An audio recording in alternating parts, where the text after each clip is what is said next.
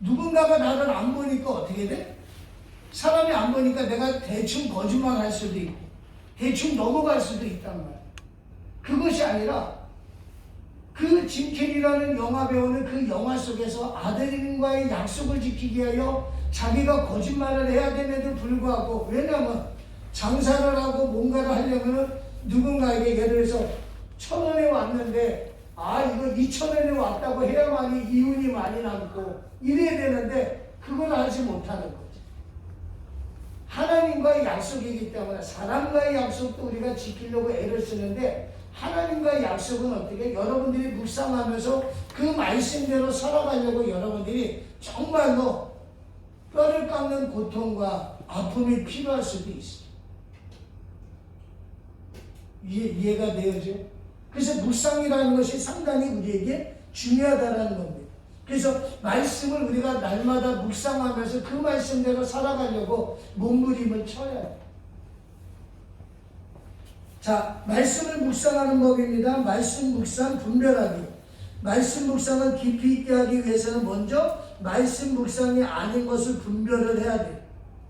첫째로 본문과 연관하여 내 인생, 학업, 직업의 문제를 깊이 파고들어 생각하는 것은 진정한 말씀 묵상이라고 할 수 없습니다.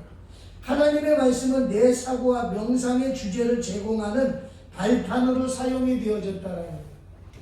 이 말은 뭐냐면 하나님이 나에게 하시는 말씀보다도 그것을 내 쪽으로 우리가 적용해서 우리가 생활할 수가 있다는 거예요. 하나님의 말씀을 있는 그대로 우리가 받아들여지기보다는 자기의 삶의 어떤 인생의 어떤 좋은 길을 얻고자 하는 그런 발판으로 삼으려고 하는 경우들이 많이 있어요. 좀 어려울 수도 있어요. 두 번째로 단지 말씀을 읽고 생각의 주제를 정해서 그 생각에 골똘히 몰두하는 것도 말씀 묵상이라고 할 수가 없다는 거예요. 자기 생각에 어떤 단어나 어떤 문장에 꽂혀가지고 그거에 우리가 매여서 살아가는 경우도 있단 말이에요. 세 번째, 자신의 욕망과 세상의 번뇌에서 벗어나고자 자아와 사고를 벗어던지고 자기를 비워내는 명상도 말씀 묵상이라고 볼 수가 없는 거예요. 자, 말씀을 묵상하기 위하여서 분별을 해야 되고 읽어야 되고, 우리가 아까 계속 읽어봤죠? 그 다음에 관찰 작업을 해야 돼요. 중심 단어를 찾고 펜을 들어서 목록을 작성하고 육가원칙으로 본문을 분석하고 이런 것들을 우리가 자꾸 생각을 해야 되는 거예요. 그래서 하나님이 그 성경 본문을 통하여서 나에게 뭐라고 말씀하시는가, 그것들을 우리가 찾아내야 된다. 자, 21페이지입니다. 말씀 묵상 시 유념할 것은 묵상의 대상은 언제든지 무엇과 무엇의 내용이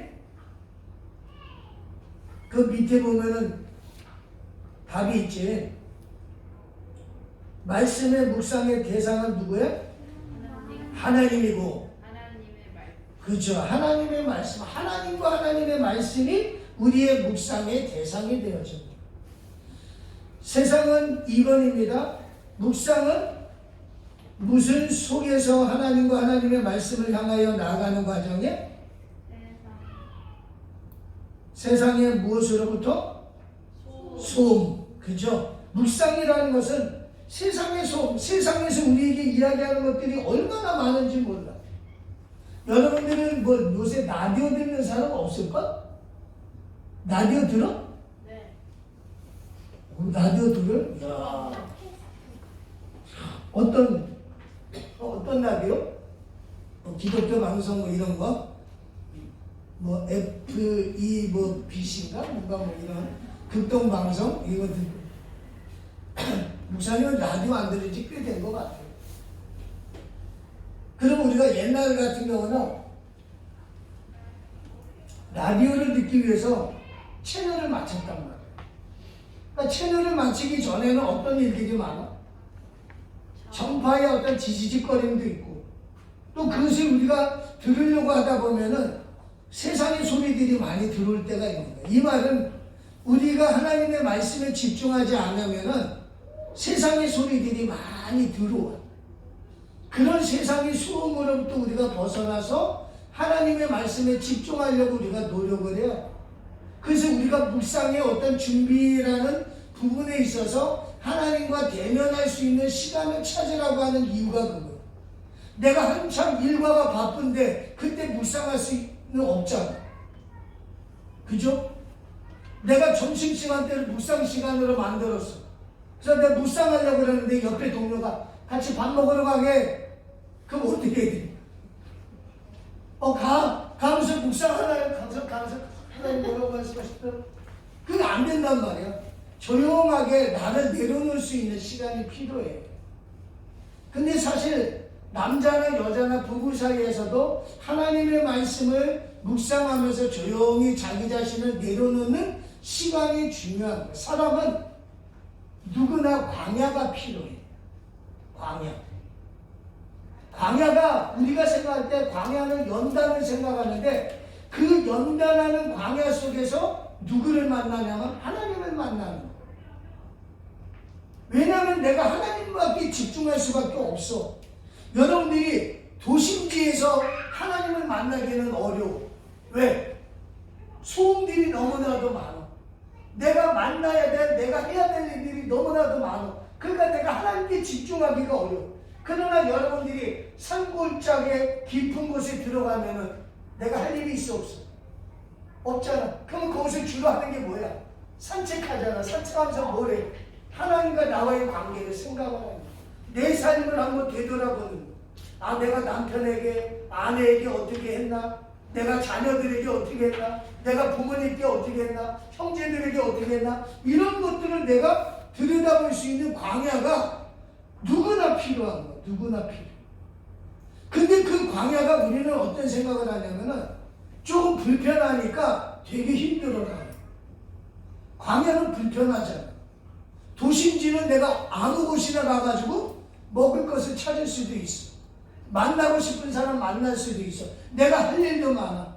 쉽게 이야기하면 PC방도 있고 워크실도 있고 커피숍도 있고 막 그래. 근데 깊은 산골에 가면은 그런 것을 찾아볼 수가 없는 거야. 그러니까 광야라는 것은 우리가 볼 때 되게 불편한 것 같지만 그 불편함 속에 하나님의 은혜가 있는 거예요. 그리고 하나님은 우리를 광야로 이끌어 가시면서 우리를 만나고 싶어라 해요. 왜? 하나님이 왜 우리를 광야로 이끄실까? 내가 도심지에 있으면 하나님이 나를 이끄시는데도 불구하고 내가 그 하나님의 음성을 못 들어. 여러분들 가끔 가다 보면은 주변이 시끄러우면은 가까이 있어도 대화가 돼야 안 돼. 안 돼. 그리고 이 대화가 되는 것 같은데도 끊어져서 들어오는 거야. 정보가 끊어져서 들어와. 뭐라고? 알았어. 그럼 돌아서 뭐라고 그랬더라? 분명히 친구랑 시끄러운 곳에서 약속을 했어. 연인이랑 약속을 했어. 오늘 그냥 연인이 많이 나와서 미안하네. 우리 혜린이. 연인이랑 약속을 했어. 혜린아, 우리 내일 몇 시에 다시 만나. 그런데 만나자는 거는 아는데 몇 시인지는 몰라. 그러니까 대충 생각해보니까 한 2시인 것 같아. 그래서 2시에 나갔어. 근데 그 나를 사랑하는 그이가 없네. 그 남자는 뭐라고 그래? 아침 일찍 만나가지고 우리가 영화 구경을 하자고 이야기했는데 나는 대충 들어보니까 한 2시인 것 같아. 그래서 2시에 나갔어. 근데 그 남자는 몇 시? 11시에 나와가지고 기다려가지고 혜린이가 나를 싫어하는구나. 에이 쫑났네. 연락이 없어. 그럼 내가 좋아하는 남자랑 헤어질 수도 있는 거죠. 그치? 왜 이렇게 우습지 않은 이야기를 하는 이유는 뭐냐면 우리가 광야라는 것은 하나님이 내 음성을 듣고 싶어라 하고 나는 그 광야 속에서 하나님의 은혜를 발견하는 것이 광야인 거예요. 사람이 고독해지면 하나님을 찾게 돼. 동서남북이 다 막혀 있으면 하나님 열려 있거든. 그래서 많은 성경의 위인들이 광야를 찾았어. 모세가 광야 속에서 하나님을 만나. 사도행전 9장에 나오는 사도 바울이 다메섹에서 하나님을 경험하고 아라비아 광야에서 3년 동안 하나님을 경험해. 야곱이 어떻게 자기의 부모를 속이고 아버지를 속이고 하나님으로 가던 그 광야에서 하나님을 경험을 해요. 하늘에 사닥다리가 있어서 오르락 내리락 하는 천사를 발견을 합니다. 요셉이 자기의 형제들로부터 버림을 받아서 광야에서 그가 하나님을 경험을 해요. 그래서 그가 행하는 일마다 하나님이 도와주십니다. 우리가 성경에 나오는 신앙의 위인들을 보면은 다 광야가 있어요. 아까 우리가 다윗 이야기 나왔잖아. 다윗 이야기를 보면은 그는 말째야, 여덟째야. 이세, 아버지는 이세고 자기는 형제 가운데 말째야. 우리는 막내는 얼마나 이뻐. 그치? 근데 이스라엘은 그게 아니야. 장자만 위로해. 장자에게 재산권을 줘.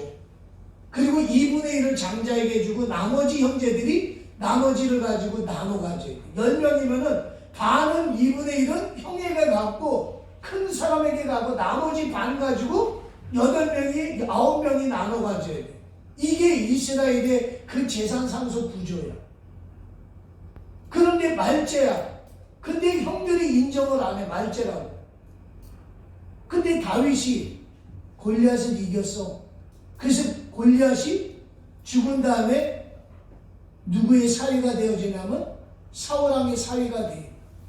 근데 사울왕의 사위가 되었으면은 왕의 사위니까 부마로서 떵떵거릴 수 있는데 왕이 인정을 안 해. 사위 장인어른이 나를 인정을 안 하는 거야. 밥 먹다가 숟가락 던지는 게 아니라 창을 던져. 다윗을 향하여. 우리 경제성도 밥 먹다가 장인어른이 경제성도한테 창 던진 적 있어? 없어. 응? 정민이가 네가 장가 갔는데 네 장인어른이 밥 먹다가 갑자기 창을 던져가지고 밥상에 있는 너를 향하여 창을 던지면 어떻게 그 집에서 살겠어? 못 살지.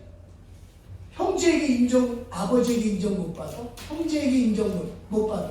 결혼을 했는데 장인어른의 나를 인정을 안 해줘. 다윗은. 그리고 자기 부인이었던 미갈이라는 여인을 장인어른이 다른 남자에게 보냈네. 시집을 보내버렸네. 그리고 다윗의 입장에서는 어때요? 그리고 자기가 하나님을 찬양하는데 하나님의 법궤가 들어왔을 때 다윗이 얼마나 춤을 췄는지 그 부인이 뭐라고 이야기해? 왕이 채통머리 없이 그 백성들 앞에 춤추다가 그 속옷이 다 보인다라고 부인이 책망을 해. 부인한테 꾸사리는 뭐 아버지한테 인정 못 받아, 형제에게 인정 못 받아, 장인에게 인정 못 받아, 그 다음에 누구에게도 아내에게도 인정 못 받아. 나중에 자식을 낳는데 자식이 아버지 다윗을 죽이려고 해. 압살롬이라는 그 아들이 자기의 친구들과 더불어서 자기를 죽이려고 해요. 전쟁터를 누렸던 자기의 친구들조차도 아들의 편이 돼가지고 자기를 향하여 죽이려고 해요. 한번 생각을 해보자. 다윗이 남는 게 누가 있어? 아무도 없어. 다윗은 인간의 연약함과 인간을 의지할 때 자기가 받을 수 있는 많은 상처와 피해를 알기 때문에 다윗은 누구만을 의지해? 하나님만을 의지해. 하나님께서는 다윗이라는 그 사람을 진짜 만약에 내가 다윗이었으면 나는 벌써 약 먹고 죽든지 목매다가 자살했든지 그랬을는지도 몰라. 부모에게 버림받아, 자식에게도 버림받아, 장인어른에게도 버림받아, 친구에게도 버림받아, 형제에게도 버림받아, 아내에게도 버림받아. 내게 사람이 있어 없어? 없어. 그러면 그 사람들이 대부분 자살하는 사람들이 어떤 사람들이야? 자기를 알아주는 사람이 없는 거야. 인정해주는 사람이 없어. 그래서 대부분 사람들이 돈이 많음에도 불구하고 자살을 해. 명예가 있고 권력이 있음에도 불구하고 자살을 해.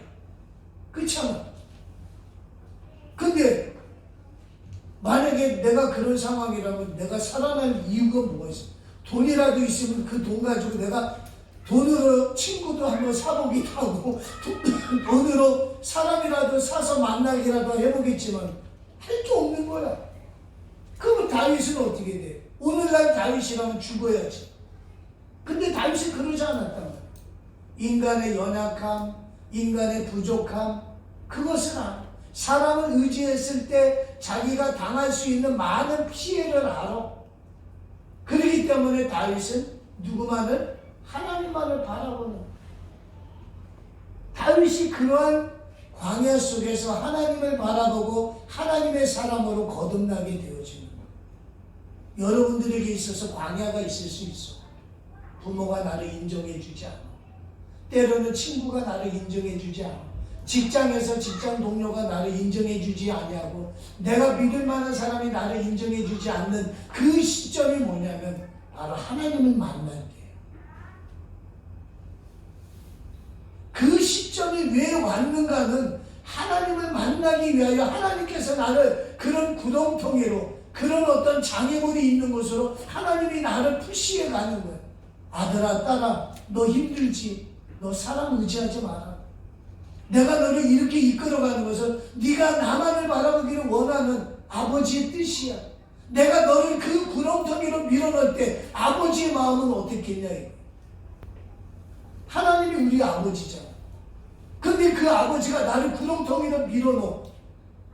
그러면 아버지가 재밌어가지고 나를 구렁텅이로 밀어넣을까? 여러분들이 여러분들의 자녀들을 때릴 때 어땠을까? 때릴 때, 야, 다혜라, 이거 한번 맞아봐. 때려놓고, 야, 신난다. 내가 우리 아들 때리니까 재밌다. 그러는 엄마 없어. 오늘이 때리면서, 야, 재밌다. 오늘은 아프지? 엄마는 안 아픈데 너는 아프지? 그러면서 아이가 눈물을 흘리고 고통스러워하는 것을 보면서 희덕거리는 부모는 없어. 내가 자식을 때리면서 엄마도 울어.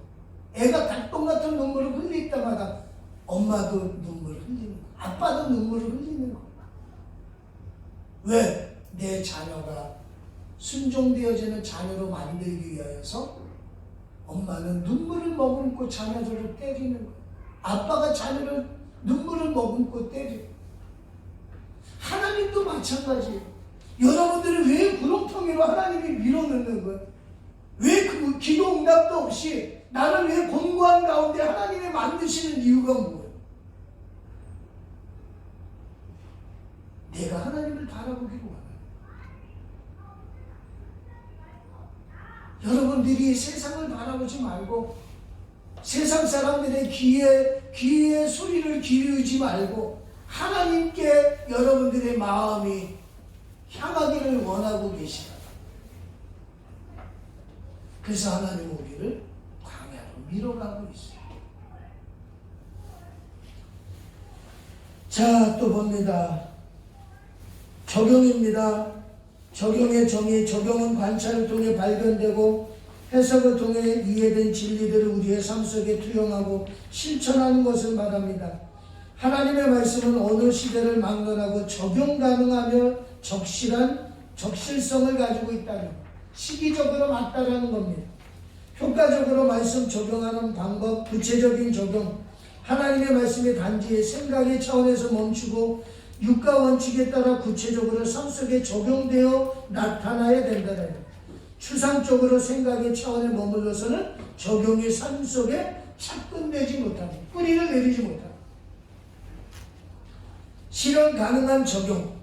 적용은 내 삶 속에서 실제로 실전 될 수 있는 것으로 제한되어야 된다. 너무 과도한 목표를 설정해서 적용한 것은 적용의 실패를 예고하는 것. 도저히 실현 불가능한 내용을 적용하고자 하는 것도 실패를 자초하게 되어지는 것. 그래서 자기의 믿음의 분량에 맞게끔 우리가 적용을 해야 돼. 내가 할 수 있는 것 한 가지 한 가지를 적용해 나가야만이 그것이 되지. 갑자기 막 우리가 하나님의 깊은 은혜를 받은 사람처럼 우리 그런 거 있잖아요. 여러분들이 오늘 큐티를 하고서 그래 내가 내일부터 큐티를 해야지. 그러면서 큐티 하기 위해서 내가 성경을 많이 읽어야지. 성경에 대한 개론도 배웠으니까 내가 하루에 내가 100장씩 내가 읽어야지. 여러분들이 크게 목표 가지고 하다 보면 안 돼. 그냥 여러분들이 할 수 있는데 그냥 할 수 있는 성경 하루에 50장씩 웃자고 하는 거고 우리가 하루에 3장씩 주일날은 5장 읽으면 1년에 1독이 가능해. 네. 그러니까 여러분들이 내가 할 수 있는 거. 우리가 젊은 사람들이, 청년들이 얼마나 바쁜지 몰라. 그치? 동해번쩍 서해번쩍 해야 되고 해야 될 일이 많은데, 그래도 내가 하루에 성경은 내가 꼬박꼬박 읽어서 하나님의 말씀에 그 벗어나지 않는 삶을 살기 위해서 여러분들이 성경을 좀 가까이 하면 좋을 것 같아요. 개인적인 적용. 큐티는 기본적으로 하나님과 나와의 관계에서 말씀을 묵상하는 것이다. 따라서 큐티는 오늘 하나님께서 나라는 한 인간을 향해 주시는 말씀을 듣고 순종하며 적용하는 것이다.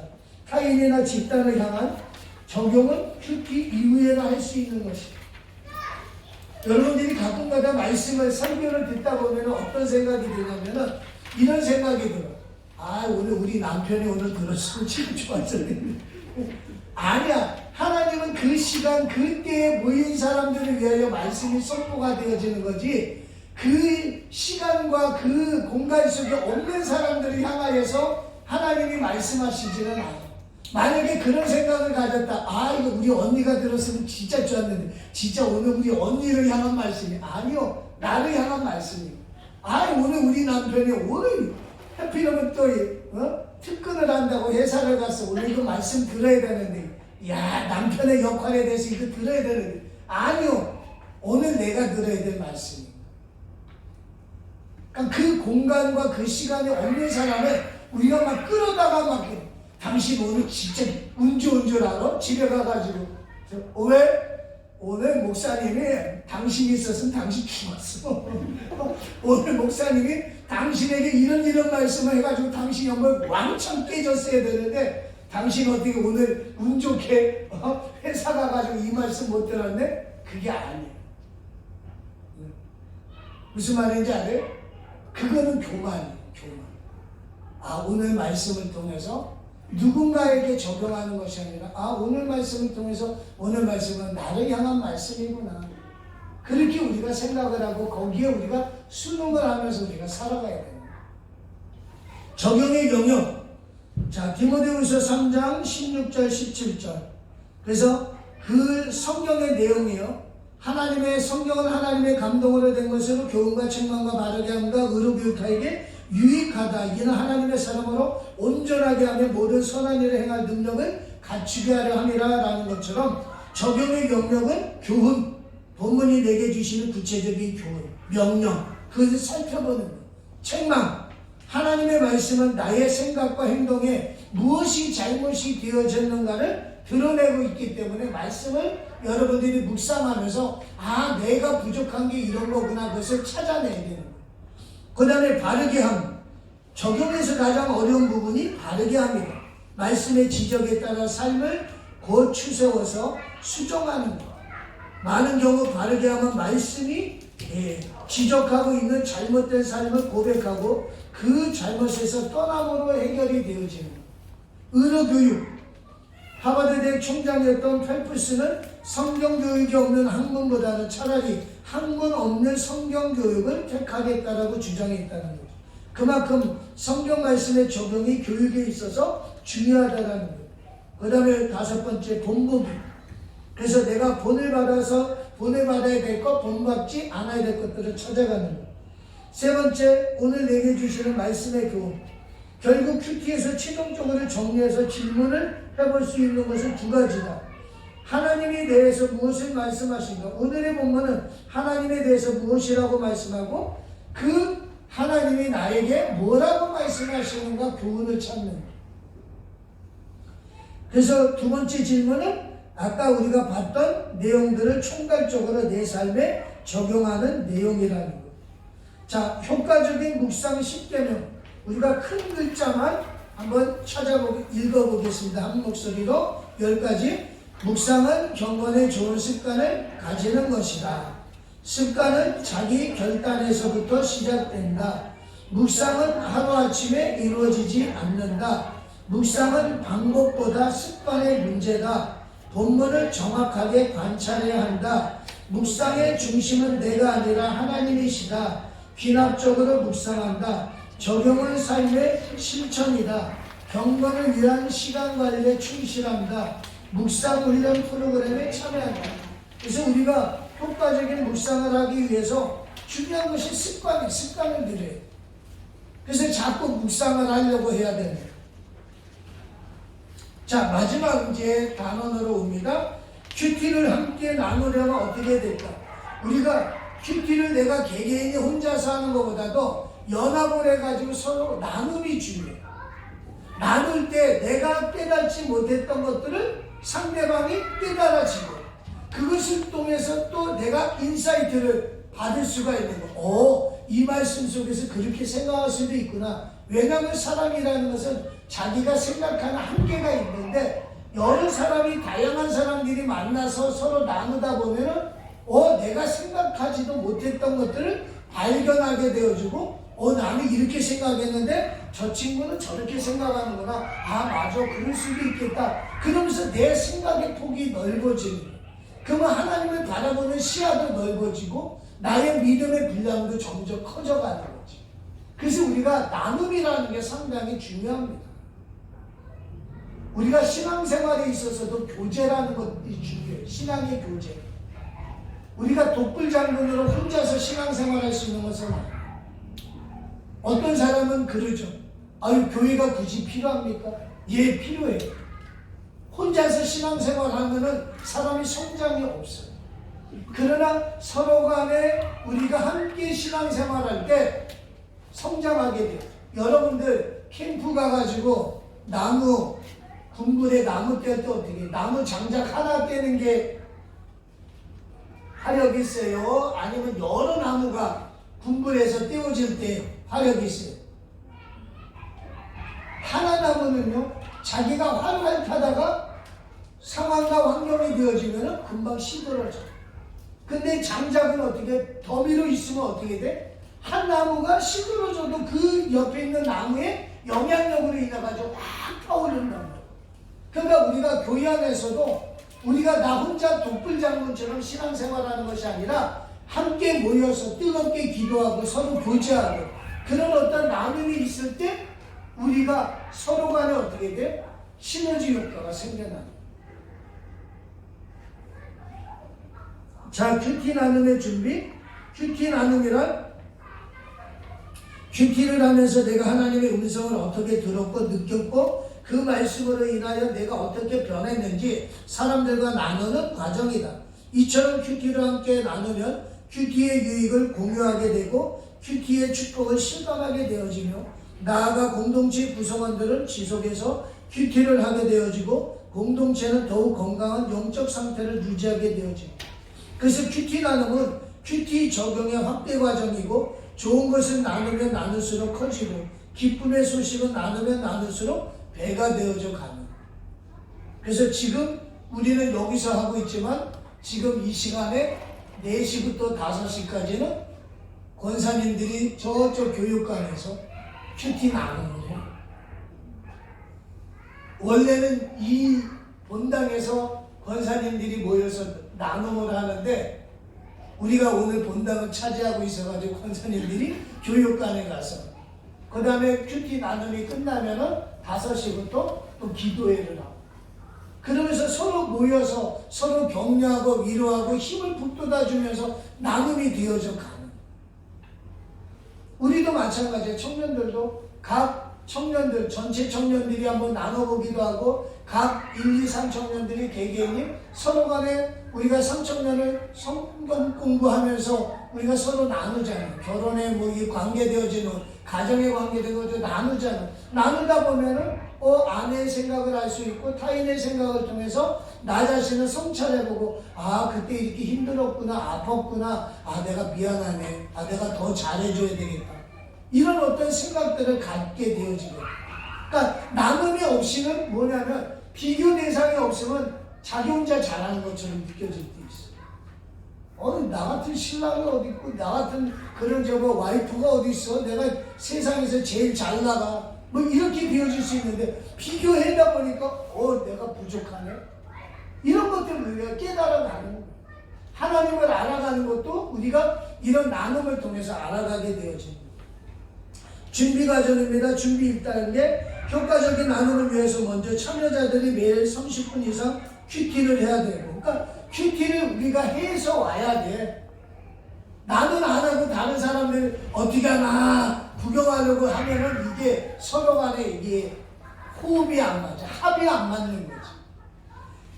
준비 2단계. 큐티는 단지 큐티하는 시간으로 끝나서는 안 되고 큐티가 끝나면 그 큐티를 마음에 새겨서 하루의 삶 속에 깊이 묵상하고 적용함이 필요하고, 그 다음에 3단계. 3단계는 큐티 실험과 묵상이 변화된 삶에 나타나는 단계로 큐티의 체험 단계라고 할 수 있어. 그 다음에 체험한 것이 나타나는, 현실 속에서 나타나는 것. 그래서 큐티의 말씀이 내 안에서 용해되고 재현되고 내면 세계가 치유되고 강건해지는, 그러므로 인해서 우리 안에 성령의 9가지 열매가 나타나요. 자, 큐티의 축복을 봅니다. 나눔의 축복 25페이지. 이제는 다 와가요. 우리가 종점이 다가와. 네? 자, 우리가 시편 133편 1절에서 3절을 봅니다. 보라, 형제가 연합하여 동거함이, 그쵸? 동거함이 어찌 그리 선하고 아름다운지. 서로 간에 나눔이 있어야 된다. 요새 형제들끼리, 자매들끼리, 남매들끼리 별로 말 잘 안 하지. 잘 안 한단 말이야. 너는 너, 나는 나. 그렇게 되어져가 않는 거야. 서로 관심, 같은 울타리에 살면서도 별로 관심 안 가지려고 해.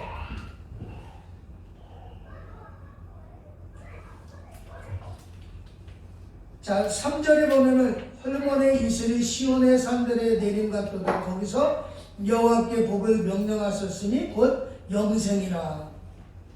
우리가 나눔을 통해서 우리가 보면 하나님이 주시는 축복을 우리가 누리게 되어집니다. 자, 요한일서 1장 1절에서 3절. 태초부터 있는 바 생명의 말씀에 관하여 우리가 들은 바요 눈으로 본 바요 자세히 보고 우리의 손으로 만진 바라. 생명이 나타내신 바 된지라. 이 영원한 생명을 우리가 보았고 증언하여 너희에게 전하노니 이는 아버지와 함께 계시다가 우리에게 나타내신 바 된 이시니라. 우리가 보고 들은 바를 너희에게도 전함은 너희도 우리와 사귐이 있게 하려니니 우리의 사귐은 아버지와 그의 아들 예수 그리스도와 더불어 누리니라. 서로 우리가 큐티의 나눔을 통해서 사귐이 있게 되어주고 그 사귐을 통해서 또 하나님 아버지와 예수 그리스도와의 더불어 또 사귐이 되어지는, 성도들끼리의 사귐으로 끝나는 것이 아니라 서로 간에 연합이 되어져서 그리스도 예수 안에서 서로 나눔이 되어지고 사귐이 되어지는. 요한복음 17장 16절에서 17절. 내가 세상에 속하지 아니한 같이 그들도 세상에 속하지 아니하였사옵나이다. 그들을 진리로 거룩하게 없소서. 아버지의 말씀은 진리이다. 서로 간에 어떻게 나눔을 통해서 어떻게 돼? 거룩해져 가는 거예요. 거룩해져 가는. 그러니까 부부가 서로 묵상하면서 나눔을 가질 때 서로 거룩해져 가는, 서로 간에 부부가 더욱더 진실해져 가는, 신실해져 가는. 그러니까 혼자 하면은 좀 약간 좀 그래요. 나는 거룩하게 살려고 그러는데 남편이 이 묵상에 참여가 안 되어지면 어떻게 힘들어지는. 그렇지만 우리가 SNS라든지 우리가 카톡이라든지 이런 것들을 통해서 우리가 남편에게 문자를 보낼 수 있잖아요. 오늘 여보 오늘 지금 열심히 직장 생활하고 있지. 내가 오늘 묵상하면서 내가 하나님으로부터 은혜 받은 내용이야. 내가 당신과 나누고 싶어. 그러면서 이런 어떤 내용들을 전달해주고, 그 다음에 그것을 받아본 남편은 그렇구나 이렇게 되어지는 거예요. 그러니까 연애하는 사람들도 마찬가지, 결혼 안 한 제2 청년들도 마찬가지. 우리 기쁨이도 저거 묵상하면은 묵상한 거 가지고 이렇게 제가 남친에게 해가지고 자기야 내가 이거 저거 오늘 묵상했는데 이거 여기 한번 봐봐. 그러면서 이렇게 이야기도 해주고, 그러네. 그렇구나. 이런 은혜가 있었네. 이 말씀이 또 이렇게 다가오네. 그러면서 서로 간에 이렇게 공유하게 되어지면서 거룩되어져 가는 거, 거룩되어져 가는. 예를 들어서 우리들이 만약에 우리 모임이 콜라텍이라든지 이런 데서 만나서 막 춤추고 띠띠띠띠 이렇게 하면서 춤추고 이런 모임이라면 어떻게 돼? 거룩해질 수 있을까? 시간이 지나가고 갈수록 아마 우리는 타락해질까? 그지? 근데 우리 모임이 묵상 나눔이고 주님을 찬양하고 예배드리고 서로 간에 내가 받은 바 은혜를 서로 나누다 보면 어떻게 돼? 그 모임이 어떻게 돼? 거룩해져 가죠. 신실해져 가죠. 그러니까 노래방 잘 안 갈 수도 있어, 혜리나. 묵상은 많이 하면 노래방은 잘 못 가.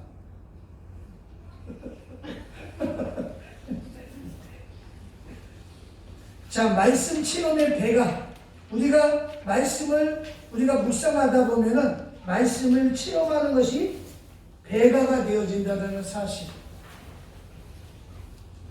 그 다음에 영적, 인격적 관계의 심화가 되어지고 지속적으로 큐티를 하는 동행이 되어지고 원동력이 되어지는 거예요. 자꾸 정기적으로 묵상 나눔이 있게 되어지면은 안 할 수가 없잖아. 그지? 안 할 수가 없잖아. 그지? 그러니까 그런 어떤 나눔을 통해서 내가 오늘 하기 싫은데 오늘 또 모임이 있네. 어쩔 수 없이 그래도 해야지. 이렇게 억지 춘향의 노릇을 하다가 보면은 그것이 내가 큐티를 지속적으로 할 수 있는 그런 동인이 되어지니까 우리가 여러분들이 서로 나눔을 가지려고 해요. 그 다음에 또 교회 공동체의 영적인 성숙. 큐티하는 것이 점차적으로 늘어나게 되어지만 교회가 영적으로 성숙되어져가요. 공동체 안에서 누군가가 실수하고 잘못하더라도 어떻게 돼? 이해가 되어지는 거지. 왜? 나는 큐티를 통해서 성숙되어진 신앙인으로 성장해가는 입장이기 때문에 저 누군가가 실수하고 잘못할 때 이해하게 되어진다. 근데 내가 성숙되어지지 못하면은 우리는 비난의 화살을 할 수밖에 없어. 왜냐하면 왜 우리가 비난을 하고 비난을 당하는 이유는 내가 성숙하지 못하기 때문에. 부부 사이에도 서로 간에 끈끈한 어떤 성숙함, 아니면 연인 사이에서도 서로 간에 신뢰할 수 있는 끈끈함이 있으면은 조금 실수하더라도 어떻게 돼? 이해를 해줄 수가 있는 거, 배려해 줄 수가 있는 거. 근데 성숙해지지 못하면은 마치 어린아이들처럼 우리가 너 잘못했지, 너 사과해, 뭐 이런 식으로 되어져 가는 경우가 많아요. 그러니까 우리가 말씀을 통해서 우리의 어떤 삶이 좀 더 성숙하고 그렇게 되어질 때 우리의 가정도, 그 다음에 친구 관계도, 연인 사이도 좋아질 수 있다는 거예요. 자, 큐티 나눔의 실체, 인도자가 있고 상황이 있고 진행 순서를 보면은 이제 다 끝나가요. 이제 5분 남았어. 자, 본문의 주제를 다루는 찬양을 한 3, 4곡을 부르는 거예요. 3, 4번을 부르는 거예요. 왜냐하면 우리가 좀 더 이 찬양이라는 것은 가사에 집중을 해야 돼. 근데 우리는 뭐냐면 비트에, 박자에 우리는 되게 찬양을 할 때 집중을 하려고 하는 게 많아. 그래서 비트가 빠르면은 젊은이들 거, 비트가 좀 느리면은 나이 먹은 사람의 거, 이렇게 되어지는 경향이 있는데 그것이 아니라 중요한 것은 그 비트 박자가 아니라 가사야. 가사가 어떻게 내 그 말씀을 찬양 가사를 통해서 나에게 어떻게 어필하는가를 그것을 우리가 찾아야 되는 거예요. 그래서 우리가 그 찬양을 찬송가든 우리가 복음성가든 한 곡을 가지고 여러 번 부르다 보면 가사가 내 마음속에 와 닿거든. 그러면서 내 마음을 정화를 시켜가야 됩니다. 찬양을 통해서. 그러면서 어떻게 돼요? 우리가 이제 개인 큐티를 점검을 하고 그 다음에 또 이제 읽기와 내용을 서로 파악을 하고 오늘 읽으신 말씀 가운데 어떤 은혜가 있었습니까? 이렇게 서로 하는 거예요. 그러면서 그 나눔의 진행을 해 나가게 되어지는 거지. 그러면서 이런 큐티 나눔이 되어지. 그러면서 이제 서로 간에 나눔이 있으면 나중에는 어떻게 돼? 마무리를 하고 혹 누가 발표를 해야 되는데 예를 들어서 나눌 때 뭐 오늘 한번 나눠주시겠어요? 근데 오늘 어떤 A라는 사람이 별로 하고 싶지 않아. 그러면은 제가 오늘은 좀 그러네요. 그래도 한번 해보세요. 이렇게 하면은 상처받아. 그러니까 그럴 때는 그러시냐고 이렇게 넘어가야 돼. 이런 것도 하나의 지혜야. 아니 왜 안 해요? 다른 사람은 다 했는데 왜 안 해요? 왜 듣기만 하고 왜 말을 안 해요? 이렇게 막 따지듯이 해결버리면은 나중에 싸움나. 내가 오늘 기분이 나빠가지고 오늘 말 안 하려고 그랬는데 나 이제 다음부터 안 나가. 이렇게 되어져 가는 거예요. 그러니까 우리가 구성원끼리 서로 간에 배려라는 것이 필요해. 그러니까 배려도 성숙되어질 때 배려가 나타나지 성숙하지. 우리 어린아이들, 유치원 아이들이 배려 있어? 유치원 아이들이 배려하는 경우 봤냐고. 유치원에서 배려해가지고 아이들이 상처 입고 저 맞고 싸움하고 머리끈이 뜯기고 아이들이 와? 안 그래. 아이들은 배려가 없어. 아이들은 자기 주장만 있어. 근데 어른들이 회사 가가지고 치고받고 싸움해가지고 얘기해 오는 사람이 있어 없어? 회사 가지고 싸움하고 오는 사람이 있어요? 맞아가지고 오는 사람이 있어요? 없어요. 어른들은 성숙하기 때문에 나름대로의 자신의 인격을 통해서 상대방에게 뭐 세상 말로 안 입고 들어오도 그냥 배려해주고 이렇게 와. 그러니까 어린아이들, 신앙의 성숙도가 있을 때 배려가 있지, 신앙의 성숙도가 없으면은 배려가 별로 없어요. 그래서 우리가 열심히 하나님의 말씀을 가까이 함으로 인해서 여러분들이 신앙의 성숙도, 무엇보다도 우리가 하나님의 뜻을 알고 하나님의 마음을 알고 하나님의 연애 편지의 그 깊은 내용을 우리가 해야 되기 위해서는 하나님의 말씀을 자꾸 묵상하고, 혼자서 묵상하고 끝나는 것이 아니라 서로 나눠보고, 그리고 그런 어떤 묵상하는 방법들을 다양하게 여러분들에게 제공해 드렸으니까 여러분들이 앞으로도 그런 어떤 성경 묵상, 이 큐티를 통해서 여러분들이 신앙이 더욱더 깊이가 있고 넓이가 있는 그런 신앙인으로 성장해 가시길 주님의 이름으로 축복드리겠습니다.